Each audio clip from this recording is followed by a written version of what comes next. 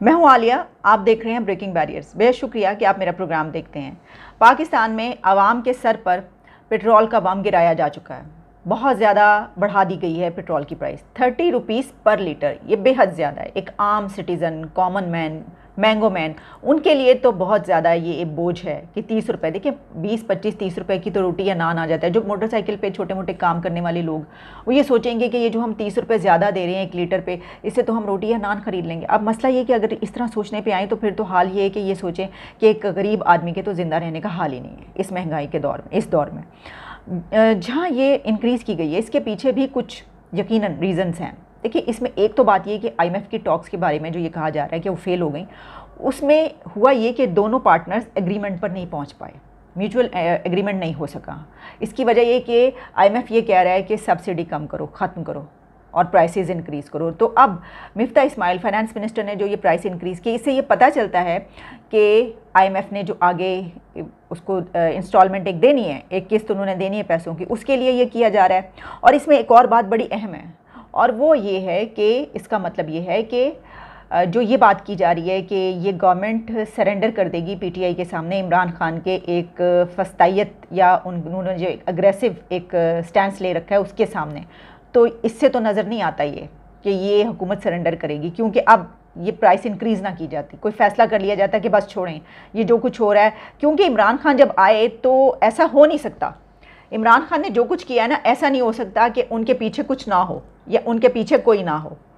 तो उनके पीछे बहुत कुछ है और उनके पीछे बहुत सब हैं, ये बात कही जा सकती है। और जो डील चल रही थी, जो डील उन्होंने की, जो अपने लोगों को वो ये कह रहे हैं कि मैंने कोई डील नहीं की, डील उन्होंने की है, बातचीत उनकी हुई है, टॉक्स हुई हैं। और एक और बात, अपने लोगों को तो बहुत सारे झूठ के साथ साथ तो ये कहा गया ना कि वो वापस बनी गाला गए हैं। तो ये भी खबरें आ रही हैं वो वापस बनी गाला नहीं गए, वो वापस पेशावर गए हैं।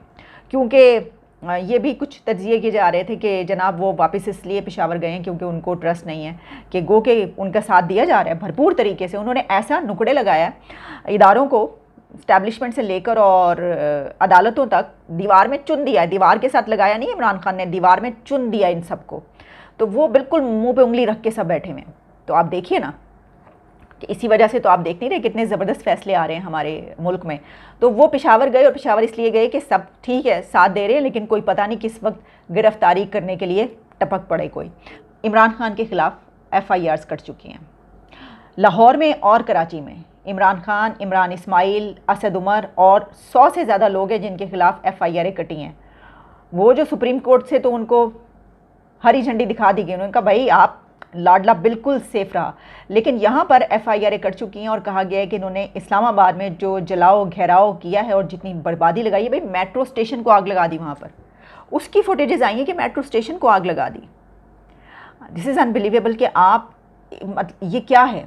अच्छा, इसके अंदर ना एक कुछ और सवालात भी उठाए जा रहे हैं, और वो सवाल एक तो ये है कि बहुत गमो गुस्सा पाया जाता है सोशल मीडिया पे, और उस पर यहाँ तक कहा जा रहा है कि जजिस की इम्पीचमेंट की बात भी की जा रही है कि अगर कोई इस तरह का मामला है, क्योंकि ये जो सिविल सुप्रीमेसी की जब हम बात करते हैं तो हर शहरी को ये हक हासिल है कि वो देखे कि उसके इदारे सही काम कर रहे हैं या नहीं कर रहे हैं। तो उस सिलसिले में लोगों का यहाँ तक कहना है कि जिस जज ने, जिसने भी ये फैसला किया है, उससे पूछा जाए, उससे सवाल किया जाए कि आप ये क्या, इसकी वजह क्या है।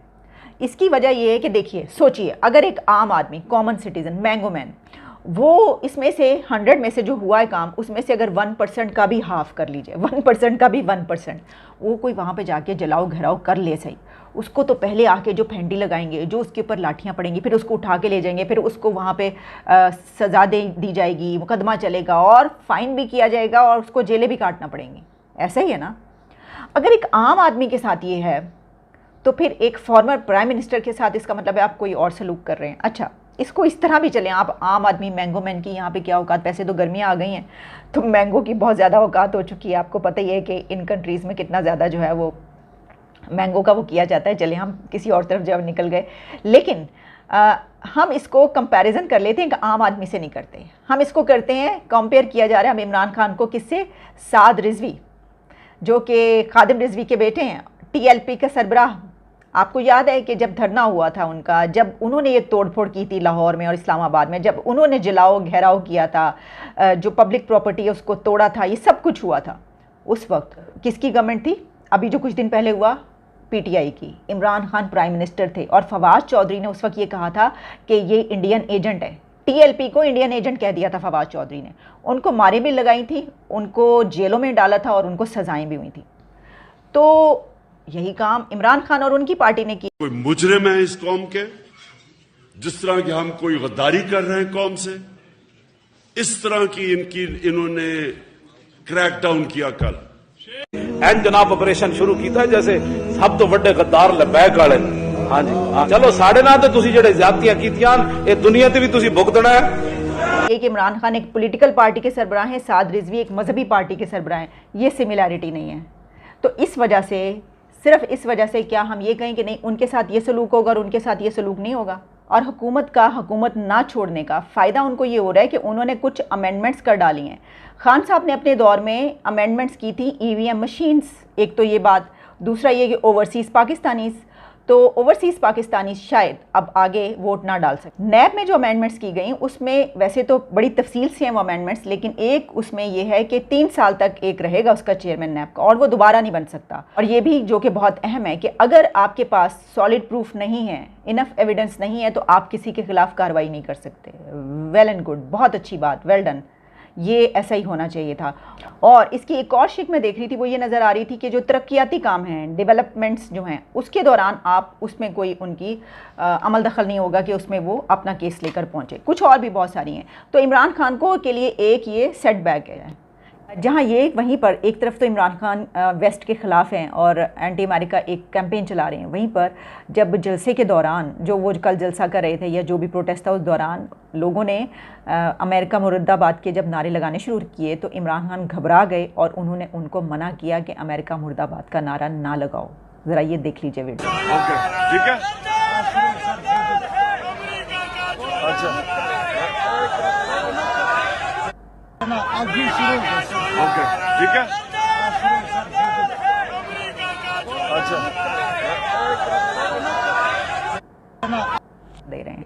एक अच्छी खबर पाकिस्तान के लिए है कि वर्ल्ड इकनॉमिक फोरम के सेशन में सऊदी फाइनेंस मिनिस्टर की तरफ से ये बात की गई है कि पाकिस्तान को जो $3 बिलियन एड जो कि डिपॉजिट स्टेट बैंक में करवाया था उनकी तरफ से, उसको अब फाइनलाइज़ किया जा रहा है, क्योंकि पाकिस्तान की तरफ से ये रिक्वेस्ट की गई थी। अगर आपको याद हो कुछ दिन पहले हम इसके मुतालिक बात करते रहे, तो वो अब $3 बिलियन जो हैं वो डिपॉजिट में तोसी को हतमी शक्ल दी जा रही है, उसको फाइनलाइज़ किया जा रहा है।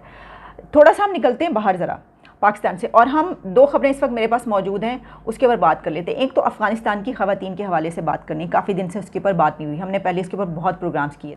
अफ़गानिस्तान में इस वक्त तालिबान की तरफ से मज़ीद सख्तियाँ वहाँ की ख़वातीन पर आ गई हैं, और पहले तो उन्होंने कुछ अपना हाथ हल्का रखा हुआ था, कुछ उन्हें थोड़ी सी जॉब्स करने की और इस तरह की फैसिलिटीज़ दी जा रही थी, लेकिन अब उनको ये कहा गया है कि जब वो जॉब्स पर आती हैं तो वो मुँह ढाँप कर आएँ। पहले तो ये था ना कि आप बुर्का पहने, चादर पहने, फिर बुर्का पहनने की बात आई कि पहनना ज़रूरी है, और उसके बाद अब वो ये कह रहे हैं कि आपका मुंह ढांपना ज़रूरी है। चाहे आप टेलीविज़न पे काम कर रहे हो, आप किसी भी ऑफिस में काम कर रहे हो, किसी भी जगह पर हो, आपको मुंह ढांक कर यानी कि पूरा नकाब करके बुर्का पहनना है और फिर मुंह भी ढांपना है और नकाब करके आपको काम करना है। इसके ऊपर वहाँ पर ख़वातीन की तरफ से प्रोटेस्ट भी किया जा रहा है, और ये नज़र आ रहा है जो कंट्रीज़ है वो भी ये देख रहे हैं कि आहिस्ता आहिस्ता अब तालिबान उसी तरफ आ रहे हैं जो कि ये पहले किया करते थे। अब इसमें हमने ये भी देखा कि जो टेलीविज़न पर काम करने वाली कुछ ख़वातीन हैं, जैसे कि न्यूज़ पढ़ती हैं, इस तरीके से जब उन्होंने मुंह ढांपा तो उनके साथ जो मेल एंकर्स थे उन्होंने उनके साथ सॉलिडारिटी के लिए मास्क लगा लिए और मास्क पहनकर उन्होंने खबरें पढ़ी कि हम भी इनके साथ हैं। वो भी उनके साथ एक तरह का प्रोटेस्ट का इजहार था। अफ़गानिस्तान से बढ़ते हैं हम साया मुल्क भारत की तरफ। वहाँ पे हमने पहले ज्ञानवपी मस्जिद की बात की थी, लेकिन अब वहाँ पर मशहूर मारूफ एक हिस्टोरिकल प्लेस कुतुब मीनार पर भी एक इशू क्रिएट हो चुका है। अब कुतुब मीनार 1192 में इसकी कंस्ट्रक्शन हुई थी और 240 फीट इसकी हाइट बताई जाती है। वहाँ पर अब ये BBC की रिपोर्ट के मुताबिक ये एक मसला खड़ा हुआ है कि कहा यह जा रहा है कि इसकी कंस्ट्रक्शन के दौरान कुतुब मीनार की इसका जो कॉम्प्लेक्स है, जो प्रोमिसेस है इसके, इसमें तकरीबन कोई 27 हिंदू और बुद्ध मत जैन के मंदिर मौजूद थे उस वक्त, जिनको गिराया गया, तोड़ा गया और उसके बाद इसको वहाँ पर कंस्ट्रक्ट किया गया। बल्कि ये भी कहा जाता है कि बहुत सी ऐसी मस्जिदें वहाँ पर मौजूद हैं जहाँ पर जो मलबा था मंदिरों का, ईंटें और ये सब कुछ वहाँ पे लगी हुई हैं। लेकिन ये तो मसला कुछ और है ना, जहाँ जो हम जिस एंगल की तरफ इशारा करें, तो वो ये है कि 800 साल से ज़्यादा के बाद जो है वो ये वाला मसला क्रिएट हो रहा है। 800 ईयर्स तक ये इश्यूज़ नहीं क्रिएट हुए थे, लेकिन अब ये मसला उठाया जा रहा है। तो उसमें ये बात कही जा रही है कि इसका क्या हल निकाला जाए, क्योंकि वो प्रेमिसेस उसका मौजूद है, तो क्या उसके अंदर अगर खाली जगह है तो मंदिर दोबारा से कंस्ट्रक्ट कर दिए जाएँ, और ये अब अदालत में मामला चल रहे हैं। तो बस यही था आज तक के लिए। दोबारा कोई नई डेवलपमेंट सामने आती है तो ज़रूर आपके सामने लेकर आऊँगी। इजाज़त दीजिए, दोबारा मुलाकात होती है। Take care and good bye.